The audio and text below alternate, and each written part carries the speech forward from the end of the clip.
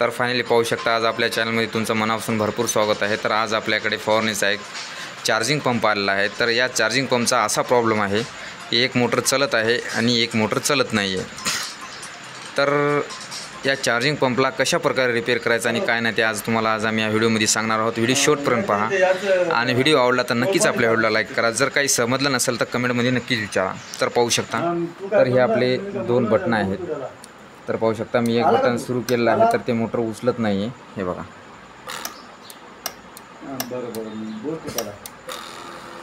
तर पाहू शकता एक मोटर फिरत आहे आणि दुसरं पण बटन चालू केलेलं आहे तर ही मोटर फिरत नाही ही मोटर। तर हे आपलं रेग्युलेटर आहे। तर पाहू शकता तर आज आपल्याला व्हिडिओमध्ये शिकायचं आहे। तर आपल्याला हे दोन्ही पण मोटर टाकायच्या नाहीत तर फक्त आपल्याला ही मोटर फक्त बदलायची आहे। तर ही मोटर कशा प्रकारे बदलायची आणि काय नाही ते आज आम्ही तुम्हाला या व्हिडिओमध्ये शिकवणार आहोत आणि दाखवणार पण आहोत कशा प्रकारे रिपेअर करायचे आणि कशा प्रकारे आपला पंप पाणी मारू शकते। चला तर आपण सर्वप्रथम याला खोलून घेणार आहोत। तर हे पाहू शकता सर्वप्रथम आपल्याला शोल्डरिंगने हे डाग काढायचे आहेत आणि हीच फक्त आपल्याला मोटर बाहेर उपसून घ्यायची आहे। तर हे पाहू शकता आपण शोल्डरिंग इथले डाग काढले आहेत तर या मोटरची।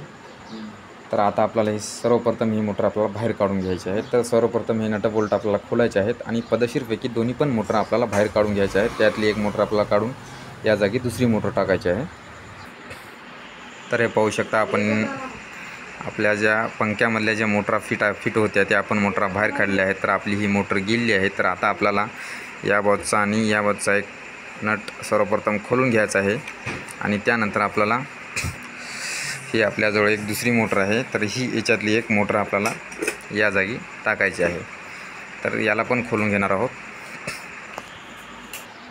तर पाहू शकता फायनली आपण मोटर टाकलेली आहे। तर दुसरी आपल्याजवळ एक जुनी मोटर होती याच्यामध्ये एक मोटर आपण टाकून घेतली आहे। तर आता आपला सर्वप्रथम शोल्डरिंग करून घ्यायची आहे आणि त्यानंतर आपल्याला ही बेरिंग लावून टाकायची आहे। तर पाहू शकता ही छोटी बेरिंग आहे आपली पाणी वळण्याची आणि त्यानंतर आपल्याला पाहायचं आहे तर पिचकारी आपली कशा प्रकारे रिझल्ट देऊ शकते।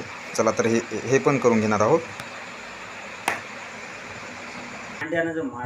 तर फायनली आपल्या मोटरा बशीन झालेल्या आहेत आणि संपूर्ण वायरिंग झालेली आहे। तर आता आपल्याला चेकअप करायचं आहे। तर पाहू शकता मी पहिलं बटन दाबलेलं आहे आणि ही पण दुसरी मोटर फिरत आहे आणि हे दुसरं बटन। तर दोन्ही पण मोटरा फिरत आहे। तर मित्रांनो आपला व्हिडिओ कसा वाटला आणि काय नाही ते नक्कीच आपल्याला व्हिडिओमध्ये कळवा।